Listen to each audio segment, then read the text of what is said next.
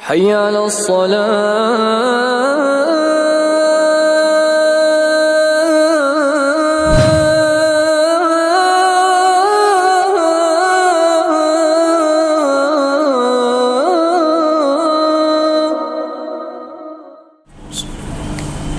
إن الحمد لله نحمده ونستعينه ونستغفره ونعوذ بالله من شرور أنفسنا ومن سيئات أعمالنا من يهده الله فلا مضل له ومن يضلل فلا هادي له وأشهد أن لا إله إلا الله وحده لا شريك له وأشهد أن محمدا عبده ورسوله أما بعد فإن خير الحديث كتاب الله وخير الهدي هدي محمد صلى الله عليه وسلم وشر الأمور محدثاتها وكل محدثة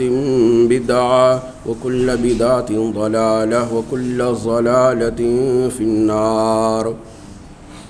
فأعوذ بالله السميع العليم من الشيطان الرجيم من همزه ونفخه ونفثه.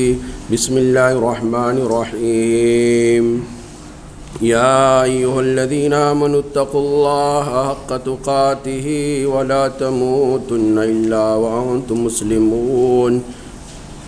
يا أيها الناس اتقوا ربكم الذي خلقكم من نفس واحدة وخلق منها زوجها وبث منهما رجالا كثيرا ونساء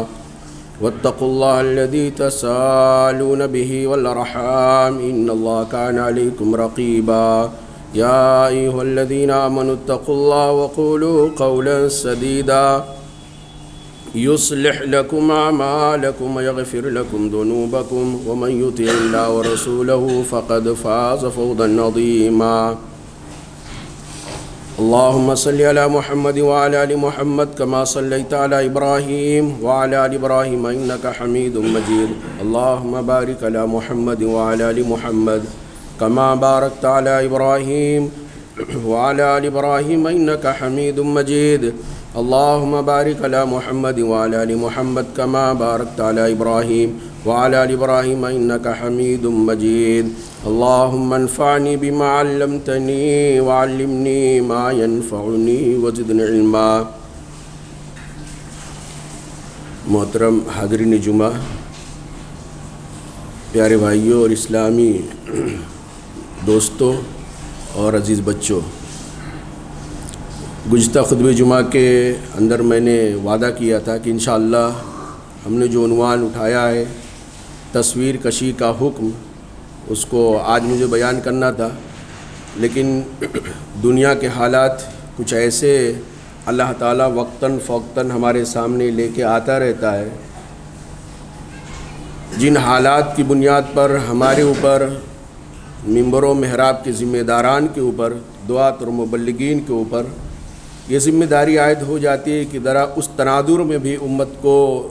ایک جھلک دکھائیں اور امت کو بتائیں کہ یہ ساری چیزیں کیا ہوتی ہیں۔ پیارے بھائیو، اشارہ آپ سمجھ گئے ہوں گے۔ قرآن کریم اگر ہم پڑھتے ہیں، نبی کریم صلی اللہ علیہ وسلم کی حدیثیں ہمارے سامنے اور تاریخ بھی جانتے ہیں، تو ہم یہ بہت اچھی طرح ہم کو پتہ ہے کہ اللہ رب العالمین مختلف زمانوں میں مختلف قوموں پر مختلف قسم کے عذابات، مختلف قسم کے آفتیں نازل کرتا رہا ہے۔ اس کی شکلیں کتنی ہیں کوئی گن نہیں سکتا ہے۔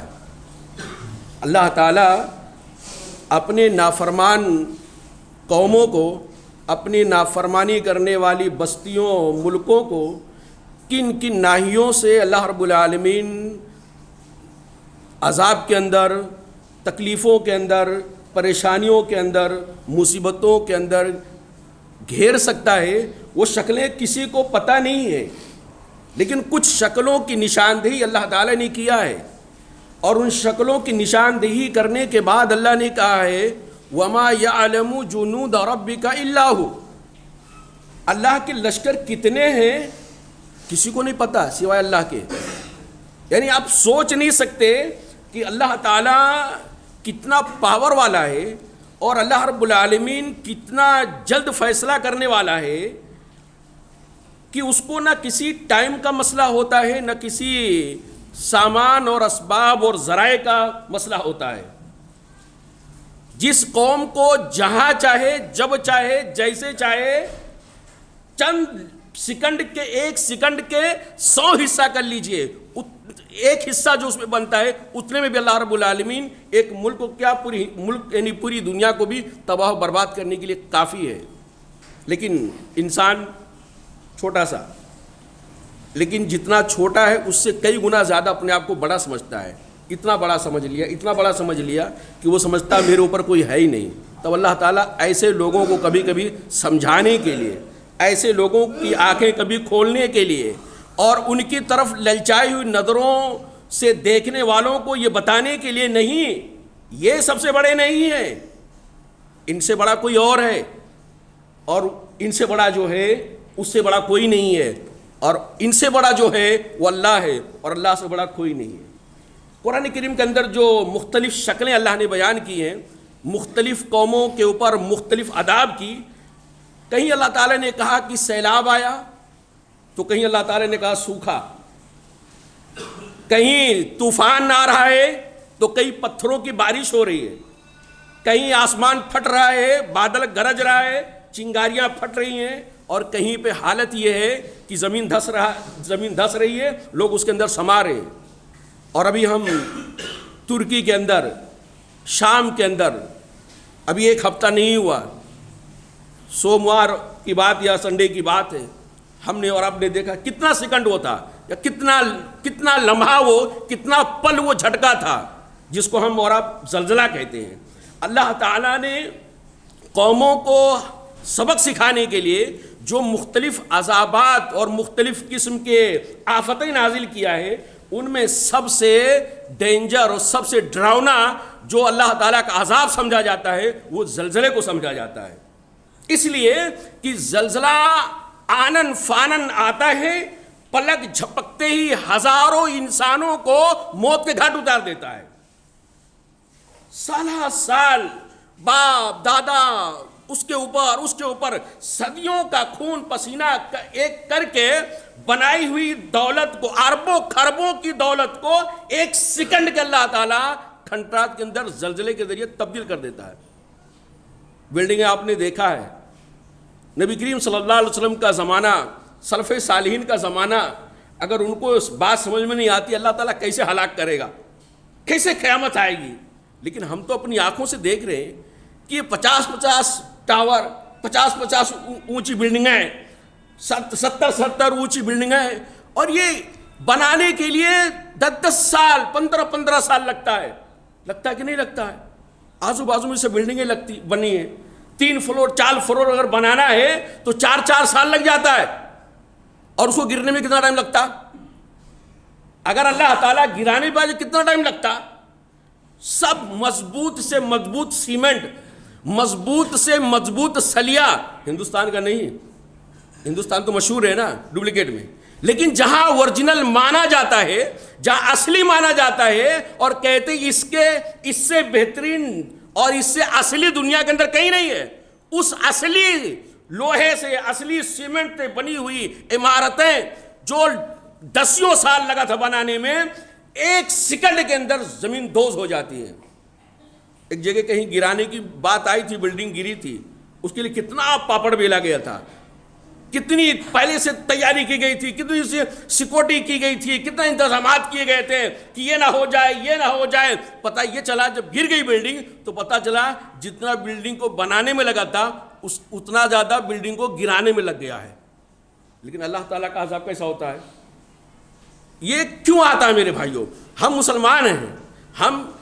کائنات کے اندر جو کچھ رونما ہوتا ہے، کائنات کے اندر جو کچھ ہوتا ہے ویسے یوں ہی نہیں چھوڑ سکتے۔ اگر ہم قرآن حدیث کے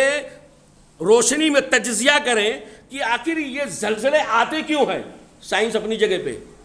دنیا اپنی جگہ پہ، سائنسداں اپنی جگہ پہ کچھ بھی اس کا ریزن بتائیں، لیکن جب اللہ تعالیٰ کوئی چیز لانا چاہتا ہے تو کسی کا کوئی ریزن کام نہیں آتا ہے۔ اور یہ زلزلہ اس اعتبار سے سب سے خطرناک ہے کہ پلک جھپکتے ہی ہزاروں انسانوں کو موت کے گھاٹ، پلک جھپکتے ہی آنن فانن آتا ہے اور اربوں خربوں کی جائیداد تباہ و برباد کر دیتا ہے۔ نہ سنبھلنے کا موقع دیتا ہے، نہ سوچنے کا موقع دیتا ہے، نہ بھاگنے کا موقع دیتا ہے۔ باقی اور دیگر بیماریاں ہو گئی، سیلاب ہو گیا، بھوکمپ ہو گیا، دیگر اور بہت ساری آفتیں ہیں، اس میں آدمی کو تھوڑا سا تو مل جاتا ہے، تھوڑا سا مل جاتا اپنے آپ کو سنبھالنے کے لیے، لیکن زلزلہ اس کی ایسی چیز ہے جس میں انسان کو سنبھلنے کا اور سوچنے کا ذرا برابر بھی موقع نہیں ہوتا ہے۔ اس لیے میرے بھائیوں، زلزلے کو سب سے خطرناک مانا جاتا ہے۔ تجزیہ اگر کریں گے تو اس طرح کے عذابات اور زلزلے وغیرہ زمین کے اندر کیوں رونما ہوتے ہیں؟ قرآن کریم نے ایک ہی جواب دیا ہے۔ اللہ تعالیٰ نے بیان فرمایا وَمَا أَصَابَكُم مِّن مُّصِيبَةٍ فَبِمَا كَسَبَتْ أَيْدِيكُمْ وَمَا أَصَابَكُم مِّن مُّصِيبَةٍ، جو کچھ مصیبتیں تم کو پہنچتی ہیں، وَمَا أَصَابَكُم مِّن مُّصِيبَةٍ، جو بھی چھوٹی بڑی ہلکی پھلکی موٹی تازی جتنی بھی مصیبتیں تم کو پہنچتی ہیں، فَبِمَا كَسَبَتْ أَيْدِيكُمْ، یہ تمہارے ہاتھوں کا کارنامہ ہے۔ دوسری جگہ اللہ نے کہا ہے اللہ تعالیٰ ظلم کرنے والوں بندوں پر نہیں ہے، یعنی اللہ تعالیٰ اگر کہیں کچھ کیا ہے، کائنات کے اندر کہیں کچھ اونچ نیچ ہوا ہے، کہیں کوئی تبدیلی اللہ نے کیا ہے اور اس کی وجہ سے ہزاروں کے نقصان ہو گیا، کھربوں کی جائیداد چلی گئی، تو اس میں اللہ نے کہا میں نے کوئی ظلم نہیں کیا ہے، بلکہ کیا ہے، یہ تمہارے اپنے ہاتھوں کی کمائی ہے۔ یعنی اس ایک جملے کے اندر یا ایک لفظ کے اندر فَبِمَا كَسَبَتْ أَيْدِيكُمْ، تمہارے اپنے ہاتھوں کی کمائی ہے۔ گناہوں کے سارے لسٹ اور جتنے بھی بدعمالیاں زندگی کے اندر انسان کے اندر پائی جا رہی ہیں، سب اسی کے اندر آ جاتی ہیں۔ شرک اسی کے اندر آ جاتا ہے، کفر اسی کے اندر آ جاتا ہے، اسی طرح سے بدعت اسی کے اندر آ جاتی ہے، زنا، شراب، جتنے بھی گناہ تمام کی تمام اسی ایک جملے کے اندر آ جاتا ہے کہ اللہ تعالیٰ نے بیان فرمایا کہ یہ کائنات کے اندر جو اس طرح کے حالات پیدا ہوتے ہیں، یہ در حقیقت انسانوں کے گناہوں کا نتیجہ ہے۔ کیا ہے؟ گناہوں کا نتیجہ ہے۔ وَيَعْفُوَ كَثِيرٌ وَيَعْفُوَ كَثِيرٌ، ایک آدمی سوچتا ہے یار وہ والے تو اچھے تھے، وہ والے تو اتنے برے نہیں تھے جتنے ہم برے تھے، لوگ ہم کو برا سمجھتے ہیں لیکن وہ تو اچھے تھے، ان کو پر عذاب آ گیا، لوگ ہم کو برا سمجھتے ہیں، ہم بچ گئے۔ ایک کبھی کبھی آدمی سوچتا ہے، دماغ میں خیال آتا ہے کہ یار وہ لوگ تو اچھے تھے، لوگ ان کو اچھا سمجھتے تھے، ان کو پر آ گیا، اور ہم کو لوگ برا سمجھتے تھے اور ہم بچ گئے۔ تو اللہ نے اس کا جواب دیا وَيَعْفُوَ كَثِيرٌ، جو بچ گیا ہے وہ سوچ لے اللہ نے اس کے اوپر تھوڑا رحم کر دیا ہے، لیکن بچے گا نہیں۔ اگر روش نہیں چینج کرے گا، تبدیلی اپنا ڈگر نہیں کرے گا، چینج اپنا راستہ نہیں کرے گا اور اپنے طرز زندگی کو بدلے گا نہیں، تو وہ بھی معاف نہیں کیا جائے گا۔ شرط یہ ہے کہ اسی دنیا سے جلدی وہ اللہ رب العالمین کا پیارا ہو جائے۔ وَيَعْفُوَ كَثِيرٌ، اگر جو گناہ کرنے کے باوجود پکڑا نہیں جا رہا ہے، پاپ کرنے کے باوجود پکڑا نہیں جا رہا ہے، زمین کے اندر کرپشن کے اندر ملوث ہونے کے باوجود پکڑا نہیں جا رہا ہے، تو یاد رکھے اس کے اوپر اللہ تعالیٰ نے بھی رسی کو تھوڑا ڈھیل کر دیا۔ وَيَعْفُوَ كَثِيرٌ، تو گویا اگر ہم تجزیہ کرتے ہیں میرے بھائیوں، تو زمین کے اندر اس طرح کے جو حادثات ہوتے ہیں، یہ اللہ رب العالمین کی طرف سے اس اعتبار سے عذاب ہوتا کہ انسانوں نے بدعمالیاں کیا ہے، انسان کے گناہ ہیں، انسان فاسق ہو گیا ہے، انسان فاجر ہو گیا ہے، انسان نافرمان ہو گیا ہے، انسان باغی ہو گیا ہے، آسمانی اصولوں کو چھوڑ کر کے اپنے چند لوگوں کے بنائے ہوئے اصولوں کے اوپر زندگی گزارنے کو بہتر سمجھتا ہے اور کہتا ہے یہی ایک ایسا اصول ہے جس پہ پوری دنیا کو چلنا چاہیے۔ اس خیال میں آدمی یعنی خالق کے بنائے ہوئے اصول کو بالائے طاق رکھ دیا جائے اور مخلوق کے بنائے ہوئے اصولوں کو لے کر زندگی گزاری جائے اور پھر امید کیے جائے یہاں بھی کامیابی وہاں بھی کامیابی۔ جب انسان اس بھول بھلائیے کے اندر مبتلا ہوتا ہے تو اللہ تعالیٰ کبھی کبھی اس طرح کے حالات دکھاتا رہتا ہے۔ میرے بھائی حضرت عائشہ رضی اس آیت کریمہ کے اندر تو ایک واضح کر دیا کہ گناہوں کی وجہ سے ایسا ہوتا ہے۔ یہ میرا پہلا پوائنٹ ہے، صرف گناہوں کی وجہ سے ہوتا ایسا نہیں ہے، لیکن پہلا پوائنٹ یہ ہے کہ کائنات کے اندر جب بھی اس طرح کے حادثات ہوتے ہیں تو یہ انسانوں کے سیاہ کارناموں کا نتیجہ ہوتا ہے۔ اب سیاہ کارنامے بہت سارے ہیں۔ عائشہ رضی اللہ تعالیٰ عنہ بیان کرتی ہیں کہ اللہ کے نبی صلی اللہ علیہ وسلم ارشاد فرماتے ہیں کہ اس امت کے آخر میں خسفن مسخن و قذفن، اس امت کے آخر میں ایسا زمانہ آئے گا، ایسے لوگ آئیں گے جن کو اللہ تعالیٰ زمین میں دھسا دے گا، ان کے چہرے کو مسک کر دے گا، پتھروں سے ان کے اوپر بارش برسا دے گا اور تباہ و برباد ہو جائیں گے۔ حضرت عائشہ رضی اللہ تعالیٰ عنہ نے جب سنا کہ اس امت کے آخر میں ایسے لوگ آئیں گے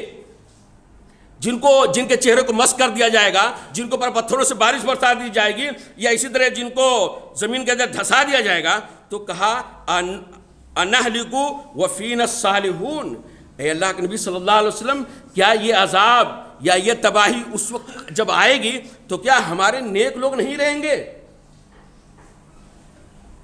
ایک سوال کا جواب یہاں مل جاتا ہے۔ وہ سوال یہ کہ بھائی ارے ٹھیک ہے اتنے سارے لوگ گندے رہیں گے، لیکن اس میں تو اللہ والے بھی تھے، اللہ والے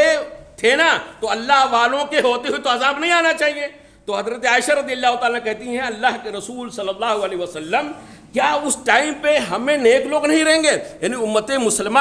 نیک لوگوں سے ایک دم خالی ہو جائے گی، کوئی نیک ایک دم قیامت کے آخر میں آئے گی جب کوئی نیک آدمی نہیں بچے گا؟ تو اللہ کے نبی صلی اللہ علیہ وسلم نے جواب دیا، ہاں نیک لوگ رہیں گے، لیکن اذا ظہر الخبث، اور دوسری روایت کے اندر اذا کثر الخبث، کہ جب یعنی برائیاں، بے حیائیاں، گناہ کے کام بہت زیادہ ہو جائیں گے، کثرت سے لوگ گناہ کریں گے، اور ایک کا معنی یہ ہے کہ کھلم کھلا لوگ گناہ کریں گے، ظاہری طور پہ گناہ کریں گے۔ میرے بھائیو آپ سوچیں ذرا، اس وقت اگر ہم دونوں معنی لیتے ہیں، ایک معنی یہ کہ لوگ کھلم کھلا گناہ کریں گے تو اس طرح کے عذاب آ جائیں گے۔ آج کون سا گناہ جو چھپ کے کیا جا رہا ہے؟ کون سا گناہ ہے جو چھپ کے کیا جا رہا ہے؟ اور اب تو گناہ کرنے میں اتنی بے شرمی ہو گئی ہے کہ باقاعدہ اس کے لیے قانون کا ڈیمانڈ کیا جا رہا ہے، قانون کا مطالبہ کیا جا رہا ہے، دھڑلے کے ساتھ یہ جائز ہونا چاہیے، اس کا لائسنس جاری ہونا چاہیے بڑے بڑے گناہوں کے لیے۔ آج ہو رہا ہے کہ نہیں ہو رہا پوری دنیا کے اندر؟ اور بہت سارے ممالک اور بہت سارے علاقے اور بہت سارے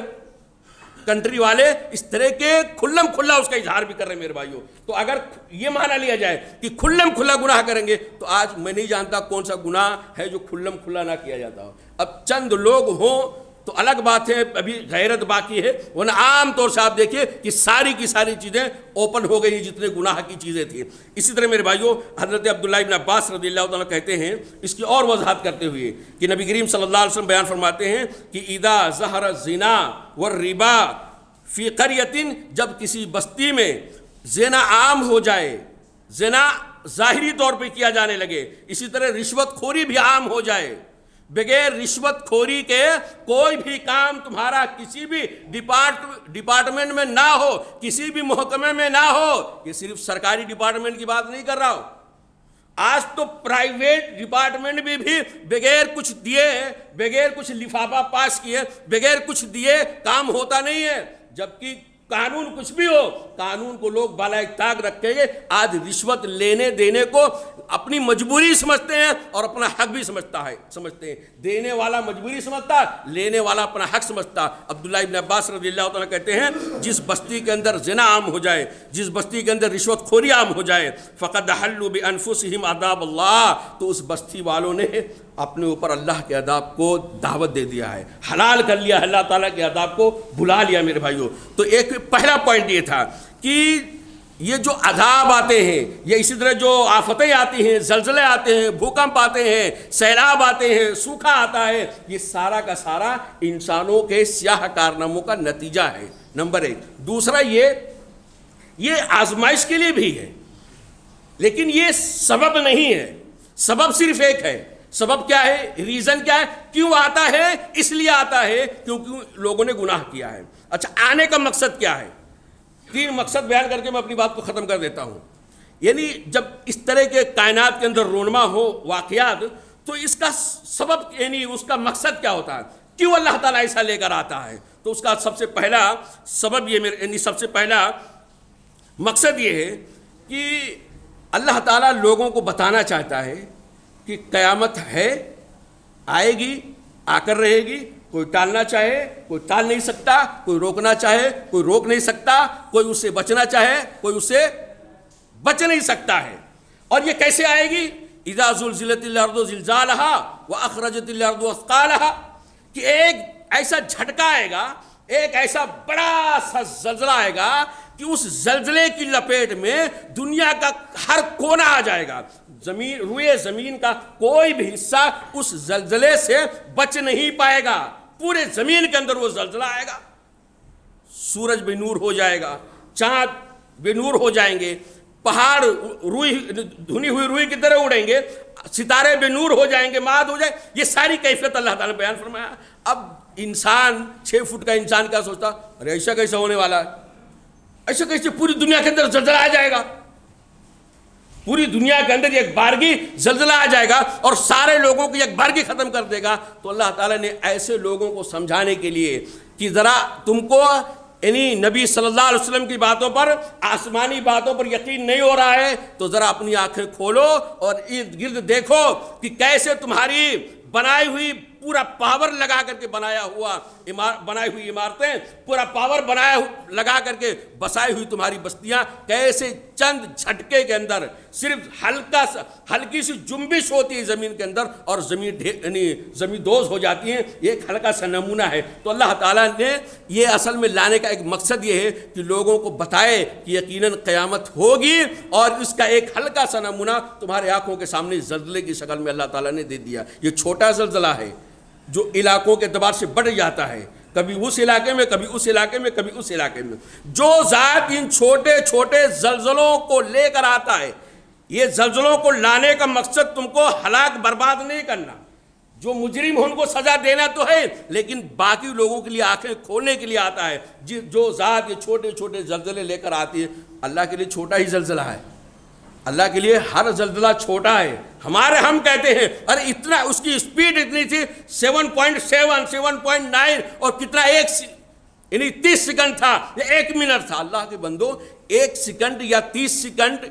یا 1 منٹ اگر یہ رہا تو اتنا بڑا نقصان ہو گیا. آپ ذرا سوچیں اگر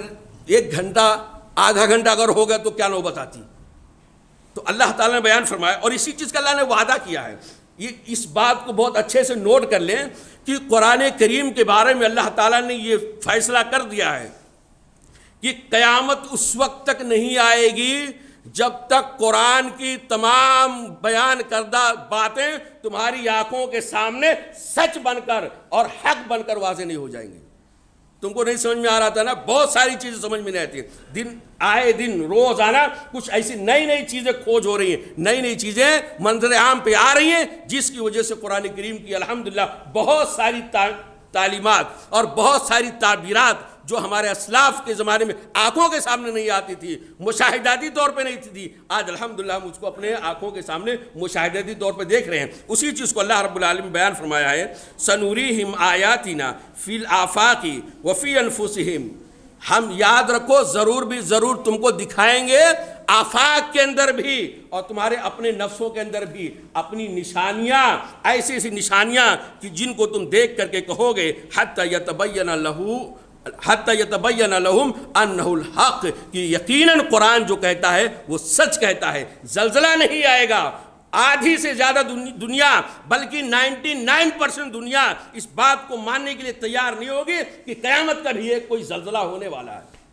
زلزلہ نہیں آئے گا تو 99% دنیا مانے گی زلزلہ قیامت کا ہونے والا ہے, قیامت کے دن زلزلہ ہونے والا ہے. یہ زلزلہ دیکھ کر کے لوگوں کو یقین ہوتا ہے کہ یقیناً اس سے بڑا جو یہ چھوٹا زلزلہ لایا ہے یہ بڑا زلزلہ بھی لانے پر قادر ہے میرے بھائیوں. تو یہ اللہ کے رسول صلی اللہ علیہ وسلم نے اس چیز کی بڑی وضاحت کیا ہے کہ در حقیقت یہ زلزلے آنے کا مقصد, یہ اس طرح کے عذاب آنے کا مقصد اللہ تعالیٰ کا یہ ہے کہ لوگ قیامت پر یقین کرنے لگ جائیں. اور کئی روایتیں تھیں.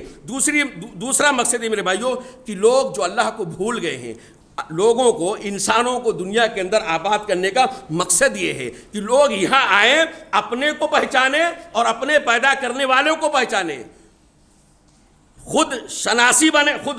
بنے اور اسی طرح اللہ شناس بھی بنے, خود کو پہچانے, اپنی حیثیت کیا ہے, ہم کہاں تھے, کہاں سے آئے, ہمارے ساتھ یہ سب کس نے کیا, تو اپنی حقیقت کو بھی پہچانے اور جس نے ہم کو پیدا کیا ہے اس کی حقیقت کو بھی پہچانے.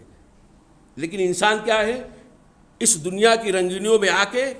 اس دنیا کی ٹیپ ٹاپ کے اندر آ کر کے اس حقیقت کو بھول جاتا ہے، اپنے کو بھی بھول جاتا ہے اور اپنے بنانے والے کو بھی بھول جاتا ہے۔ اس لیے کبھی کبھی لوگوں کو یہ بتانے کے لیے کہ نہیں، اللہ کو بھول کر کے رہنا، اللہ کو فراموش کر دینا، یہ تمہاری بہت بڑی غلطی ہے۔ تو جب انسان اللہ کو بھول جاتا ہے اور اسباب، ذرائع، سورسز اور مادیت کو سب کچھ سمجھنے لگ جاتا ہے، تب اللہ تعالیٰ ایسے لوگوں کے سامنے ان کی آنکھیں کھولنے کے لیے زلزلے کی شکل میں کچھ چیزیں لے کر آتا ہے، جیسا کہ اللہ تعالیٰ نے بیان فرمایا افامن اہل القری ان یاتیہم باسنا بیاتا وہم نائمون، کیا یہ بستی والے، یاد رکھیے یہ ہمارے لیے نصیحت ہے، یہ 4 سال 5 سال یا اب تو آیت یعنی ہر سال تقریباً کہیں نہ کہیں دنیا کے اندر زلزلے کی خبر ہم کو معلوم ہوتی رہتی ہے۔ زلزلے پہلے بھی تھے لیکن اتنے زیادہ زلزلے نہیں تھے میرے بھائیو جس قدر زلزلے آج ہیں، اور اس کی ایک بنیادی وجہ یہ ہے چونکہ آج پوری دنیا کیا ہو گئی، ایک گاؤں جیسی ہو گئی ہے۔ کہاں پہ کیا ہو رہا ہے، دنیا کے اس کونے میں کیا ہو رہا ہے، ہم اس کونے میں بیٹھ کر کے اس کو دیکھ لیتے ہیں اور معلوم پڑ جاتا ہے میرے بھائیوں۔ تو یہ در حقیقت ایک طرح سے اللہ رب العالمین کی بہت بڑی نعمت ہے کہ ہم ان چیزوں کو دیکھ کر کے اللہ رب العالمین کی طرف لپکیں، اللہ رب العالمین کی طرف آئیں اور اللہ تعالیٰ کی طرف رجوع کر کے اللہ تعالیٰ سے اپنے گناہوں کی معافی تلافی کریں اور اللہ تعالیٰ سے توبہ کریں۔ اور اس بات کو بھی یاد رکھیں کہ اگر آج وہاں آیا ہے تو کیا گارنٹی ہے کہ کل ہم بچ جائیں گے؟ ہے کوئی گارنٹی بھائی؟ ہے کوئی گارنٹی کہ وہاں پہ آ گیا ہے تو وہ لوگ برے تھے اور ہمارے پاس نہیں آیا ہے تو ہم اچھے تھے؟ اللہ نے اسی چیز کو بیان فرمایا افامن اہل القری، کیا یہ بستی والے، اب ہر بستی والے قری کی جگہ پہ اپنا نام لکھ لیں، ہر بستی والے نصیحت لینے کے لیے قری کی جگہ پہ اپنا نام لکھ لیں، اپنی بستی والے اور اپنے شہر والے، کہ افامن اہل القری ان یاتیہم باسنا بیاتا وہم نائمون، کیا یہ بستی والے اللہ کو اتنا زیادہ بھول گئے ہیں، اللہ تعالیٰ کے طاقت قوت کو اتنا زیادہ فراموش کر دیے ہیں کہ ان کو یہ بھی نہیں یاد آ رہا ہے کہ ان کا اللہ ان کے اوپر عذاب نازل کر دے، بیاتن رات میں سوتے، رات کے ایام میں ہم نائمون، اور وہ بستروں میں گرم گرم بستروں میں سو رہے ہوں، کیا ان کو یہ اتنی بھی ڈر نہیں ہے اللہ کے بارے میں، اللہ کی طاقت اور قوت پر ان کو اتنا بھی یقین نہیں ہے کہ اللہ تعالیٰ وہ ہے کہ اگر اس کی نافرمانی کیا تو بہت ممکن ہے کہ اللہ تعالیٰ رات میں جب ہم بستروں پہ سوئے ہوں تو اللہ تعالیٰ کا عذاب آ جائے۔ رات ہی میں آیا تھا اور رات میں عذاب کا آنا میرے بھائیوں، اور بھی زلزلے کا عذاب آنا یقیناً زیادہ تباہی کا ذریعہ بنتا ہے، اور خاص طور سے جب آبادی کے اندر آتا ہے، کیونکہ لوگ سب اپنے گھروں کے اندر ہوتے ہیں، پوری فیملی کے اندر ہوتے ہیں۔ فوٹو آپ نے دیکھا ہوگا، میرے بھی نظروں سے گزرا ہے، فوٹو شیئر کرنا الگ بات ہے میرے بھائیوں، لیکن کیا واقعی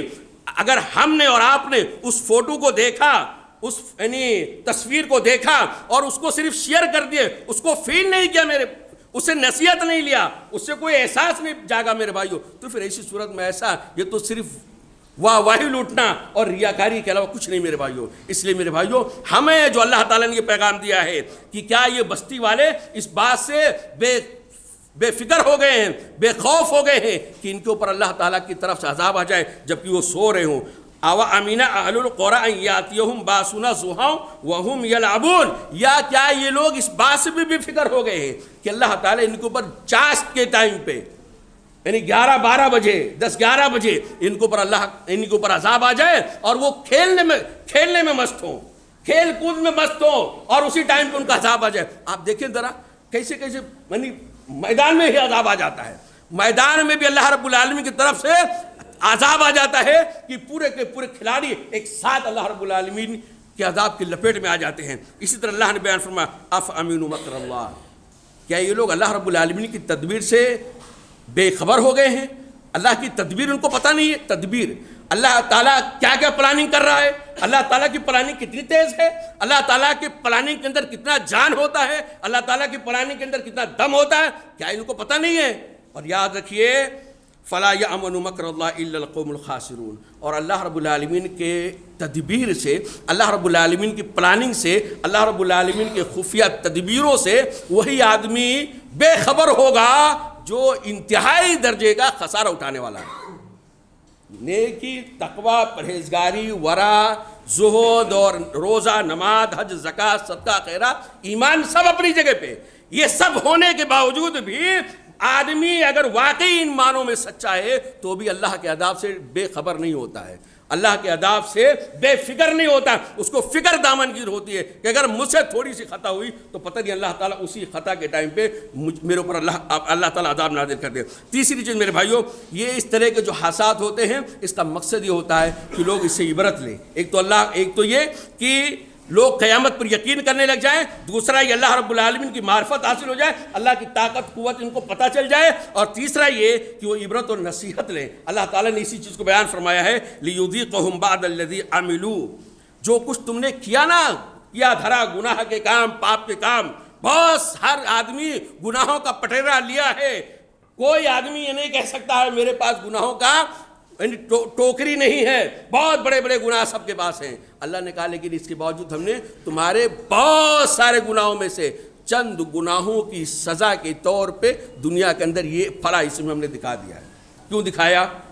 مقصد کیا ہے؟ اللہ نے کہا لعلہم یرجعون، لعلہم یرجعون، تاکہ تم ذرا اپنے گاڑی پر بریک مارو۔ زندگی کی گاڑی جو تم چل رہے ہو، زندگی کی گاڑی جیسا تم چلا رہے ہو، تمہارے چلنے کا انداز، تمہارے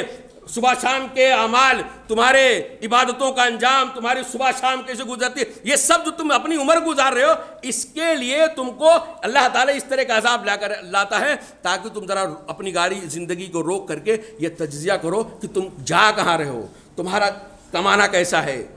تمہارا کمانا حلال ہے یا حرام ہے، تمہارا کاروبار کیسا ہے، تم جھوٹ بولتے ہو یا سچ بولتے ہو، نمازوں کی پابندی کرتے ہو یا نمازوں کو چھوڑتے ہو، روزے کی پابندی کرتے ہو یا روزوں کو چھوڑتے ہو، دھوکہ دیتے ہو یا ایمانداری سے کام کرتے ہو۔ یہ ساری کی ساری چیزیں جائزہ لینے کے لیے اللہ تعالیٰ اس طرح کے حالات لے کر آتا ہے۔ لیکن اگر یہ حالات آئیں، زلزلے آئیں، بھوکمپ آئیں، سیلاب آئیں، طوفان آئے، آندھی آئے، بارش ہو پتھروں کی، اور پھر بھی ہم وہی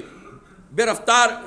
بے ڈھنگی جو پہلے تھی اب بھی وہی رفتار بے ڈھنگی جو پہلے تھی اب بھی ہے، تو ایسی صورت میں پھر بھائیو گویا ہم اللہ تعالیٰ کے ان نیک بندوں کی لسٹ میں ابھی اپنے آپ کو انٹری نہیں کرا پائے ہیں جو اس طرح کے حالات کو دیکھ کر کے سن کر کے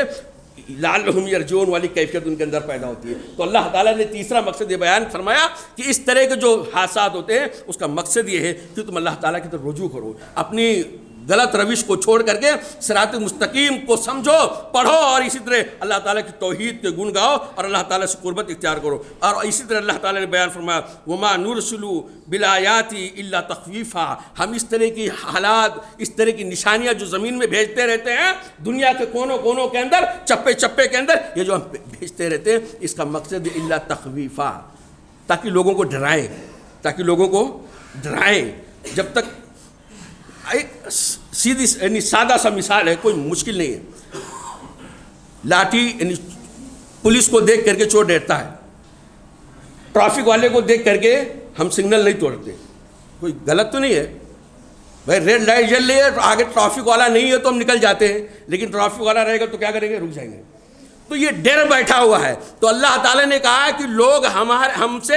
یعنی نڈر ہو جاتے ہیں، بے خوف ہو جاتے ہیں، تو اس طرح کی نشانیاں لا کر کے وما نرسل بالآیات الا تخویفا، اس طرح کے حالات پیدا کر کے ہم لوگوں کو تھوڑا ڈرانا چاہتے ہیں، سنبھالنا چاہتے ہیں میرے بھائیوں۔ لیکن اگر نہیں ڈرتے ہیں تو پھر یہ اس بات کی نشانی ہے کہ ہمارے دلوں کے اندر سختی آ گئی ہے۔ اللہ تعالیٰ ہم سب کے دلوں کو نرم بنائے، اللہ تعالیٰ ہماری دلوں کی سختی کو دور فرمائے۔ اللہ رب العالمین ہمیں محمد رسول اللہ صلی اللہ علیہ وسلم کی کیفیت کو سمجھنے کی، اس ٹائم پہ جو آپ صلی اللہ علیہ وسلم کے اوپر گزرتی تھی اس کو سمجھنے کی توفیق عطا فرمائے۔ اللہ تعالیٰ ہمارے دلوں کے اندر وہ نرمی پیدا فرما، وہ رقت عطا فرما، جس کی وجہ سے اللہ تعالیٰ ہم تیرے عذاب کو اور تیرے نازل کردہ عتاب کو دیکھ کر کے سن کر کے اللہ تعالیٰ ہمارے اندر وہ رقت اور نرمی پیدا ہو جائے، جس کی بنیاد پہ اللہ تعالیٰ ہم تیری طرف رجوع کرنے والے ہوں۔ حضرت عائشہ رضی اللہ تعالیٰ عنہا کی ایک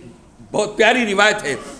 کہتی ہیں کہ اللہ کے نبی صلی اللہ علیہ وسلم کی کیفیت کیا ہوتی تھی۔ اللہ نے کہا نا کہ اس طرح کے حادثات لے کر آتے ہیں، ہواؤں کی اسپیڈ بڑھا کر کے طوفان لے آتے ہیں، آندھیاں لے آتے ہیں، بارش کی اسپیڈ تیز کر کے سیلاب لے آتے ہیں، اسی طرح سے زلزلے لے آتے ہیں۔ یہ ساری کی ساری چیزیں ہم بندوں کو ڈرانے کے لیے لاتے ہیں۔ محمد رسول اللہ صلی اللہ علیہ وسلم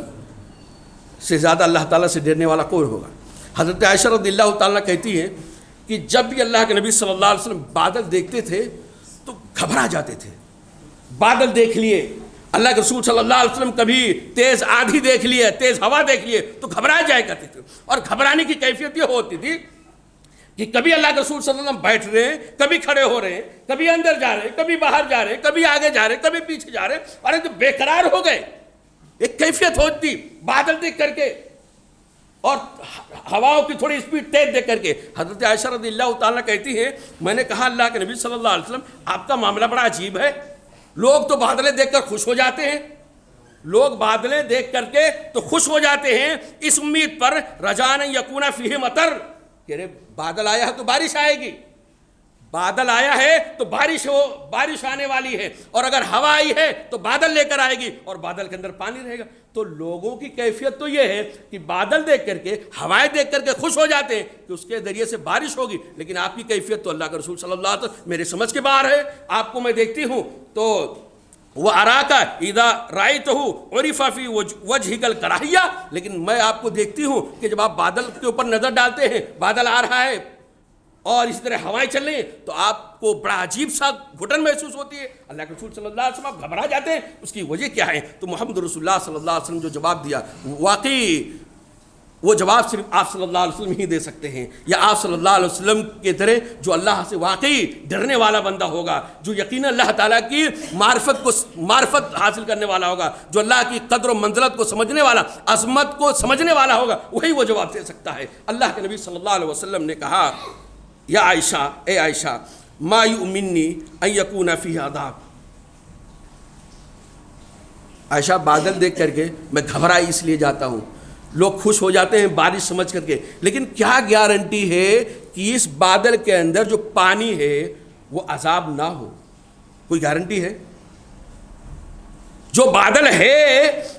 وہ بادل ہمارے لیے جو پانی برسائے، مفید پانی برسائے، فائدہ مند پانی برسائے، یا اسی بادل کے اندر اللہ تعالیٰ کی طرف سے عذاب آیا ہو؟ یہ جو ہوائیں چل رہی ہیں پتہ نہیں پانی والے بادل کو لے کر آتی ہیں یا عذاب والے بادل کو لے آتی ہیں. کیا گارنٹی ہے عائشہ؟ ما یؤمنی ان یکون فیہ عذاب. ہم کو کیسے کون گارنٹی دے سکتا ہے؟ کون مجھے اطمینان دلا سکتا ہے کہ اس کے اندر عذاب نہیں ہے؟ عذب قوم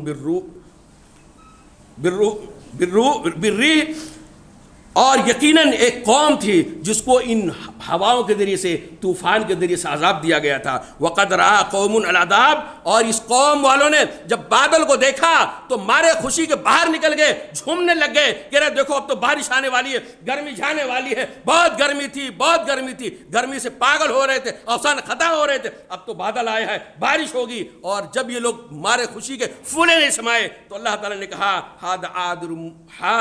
عارض ممطرنا. یہ لوگ کہنے لگا اب یہ تو آیا ہے ہمارے اوپر بارش برسائے گا. اللہ نے کہا نہیں، یہ بارش تمہارے فائدے والی چیز نہیں ہے، وہ ہے جس کا تم نبی سے مطالبہ کر رہے تھے، اپنے وقت کے نبی سے مطالبہ کر رہے تھے. ٹھیک ہے، اگر تم